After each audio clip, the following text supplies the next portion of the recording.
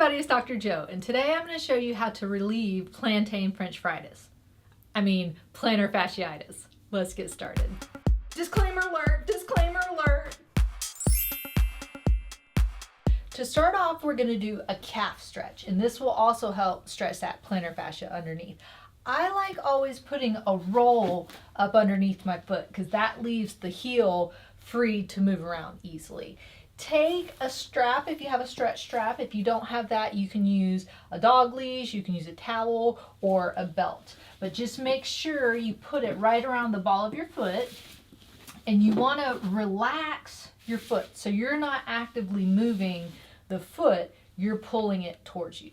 So as you pull towards you, you don't want it to be super painful, but you want to feel that stretch. And you might feel it underneath the foot, you might feel it in your calf back here, you might feel it in both places. But hold that stretch for 30 seconds, relax it for about 10 to 15 seconds, and do that 3 times. So just stretching 30 seconds and then relaxing. The next thing to do is massage out the fascia underneath the foot. So you can have someone else do this for you if you have someone to do it, or you can just massage it yourself. The big thing about this is the plantar fascia that becomes a fasciitis can be in your heel, it can be on the bottom of your heel, and a lot of times it's in this arch area, but it can be even up here as well. So sometimes that heel pain that might be thought of to be Achilles tendonitis or something is actually plantar fasciitis. So massaging this whole area, getting all of that fascia nice and loosened up really helps out a lot. So what I like to do, you can get lotion or something if you want to help relax it a little bit and make it a little easier to massage. But just start off by going in the middle and just really push. You want to push down pretty firmly, but you don't want it to be super duper painful. It's not going to be comfortable if that fascia is irritated, but you really want to just kind of start pushing it to stretch that fascia back out. You might feel some scar tissue or adhesions in there if it's really flared up, and really work on those spots to get it worked out. Then after you just kind of do some straight pushes up and down the foot, start fanning it out now. So start in the middle and pull out this way. And that feels really, really good. Even if you don't have plantar fasciitis, that usually feels pretty good on the foot. So starting in the middle, pulling out, go all the way into the heel, even to the back of the heel a little bit as well, because that's up there where that plantar fascia is as well. So pulling out and pulling out. So you can do this for anywhere from 2 to 3 minutes, really, just to work it out and get that fascia nice and loosened up and feeling warm. And then you can start doing some circles in there as well. And so again, pushing pretty firmly, but you don't want it to be so uncomfortable where you can't tolerate it very well. So then the next thing you can do is roll it on a ball. So what's nice with that is if you have something that has some spikes on it, because that really helps get in that fascia as well. And so just sitting and putting some pressure through it, rolling all the way again to the end of the heel, and then coming all the way back up to the toes. You can go sideways a little bit, and you want to put as much pressure on it as you can comfortably tolerate. So you might start off with just rubbing just a little bit, not a whole lot, but just getting it working out a little bit. But eventually you want to be able to start pushing a little bit more, really, to stretch out that fascia a lot. And then same thing here, you can just start off with 30 seconds, work your way up to a minute or 2 minutes, whatever is most comfortable for you. Another one that I really, really like a lot is to take a frozen water bottle and use that to roll it as well. And some of you might ask, well, how do I get a frozen water bottle if I'm doing this first thing in the morning? Because most of the time that pain is first thing in the morning. Well, what you can do is put it in a little cooler by your bed. So these little sandwich coolers only cost a couple bucks. And if you put a water bottle in there, it should stay pretty frozen overnight. Or you can set up a little mini fridge by your bed. That'd be pretty cool. Or you can even train your dogs to go and get it in your refrigerator. But if you don't have any of that, or if you don't have somebody in the house that can go grab it for you before you first get up, get a little cooler and then just put it in. Most people have coolers at home, and then just set it by your bed so you don't even have to walk before you do it. But this is nice because not only do you get the massaging part, but you get that pressure stretching out part as well. So usually this is a very, very good feeling if you have that plantar fasciitis, because that helps calm down that inflammation. It makes it nice and cold, calms it down, stretches it out before you even get up out of bed and start walking in the morning. So this is a very nice way to start out as well. And again, you can just go 30 seconds and then work your way up to about a minute, minute and a half.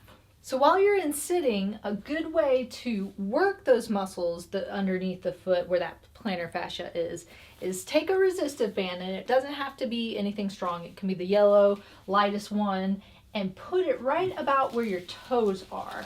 Give yourself a little bit of resistance and just bring your toes up, not the whole foot, just the toes, and then pull them down. So you're working those muscles and tendons that go underneath the foot, because the ones that curl those toes under go underneath that foot. So this just helps some of that strengthening. Working those muscles helps get that irritation out of that area, because it's increasing the circulation in the area. So this is a really good one to do as well, and it doesn't take a lot of stress on that foot. So it shouldn't really hurt, and if it hurts, then either take off the resistance or just do it without the band at all.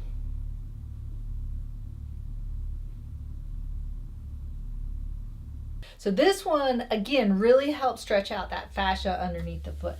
So kind of get on all fours. Put your toes out in a fanning position. So your toes want to go this way. So they're not here, but they're putting a stretch underneath. And then come up into a tall kneeling position, and that stretches out that area. So the more you lean back on your feet, the more of a stretch you get. So you might only want to come here to start off with, and you might feel that stretch a lot just right there. But if you want more of a stretch, kind of bring your bottom back to your heels, and that will stretch that out a lot. So try and get to 30 seconds if you can. If you just want to start off with 10 to 15, that's fine, and do that 3 times. So now we're going to stand up. So the next stretch, you're going to use a step. It doesn't have to be a big one like this. It can just be a curb or a small step, or steps if you've got a second floor. But make sure you're holding on to something for balance if your balance is a little bit off, just so you don't fall over or hurt yourself a little bit. So you're going to step up onto the step, and then put the ball of your foot right on the edge. That's why you really want to hold on to something so you don't slip off. It's better to do it with shoes on, even though you might not get as much of a stretch, because it'll grip the top a little bit more.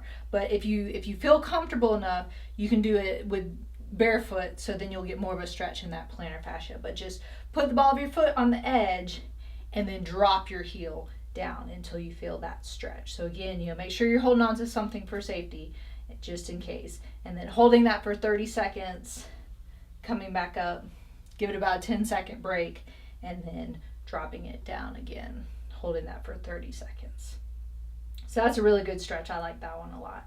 If you don't have a step, you can use a wall or something with an edge that you can just prop your foot up on. So the higher you can prop up your foot, the more of a stretch you'll get. And so if there's a wall here, just kind of prop your hands up on the wall for some support, and then just lean forward to get that stretch. Try and keep that leg straight and lean forward. So again, holding it for about 30 seconds, come down, give it about a 10-second break, and then propping it back up and leaning forward. So that'll give you a good stretch too, especially if you don't have a step to do that stretch on.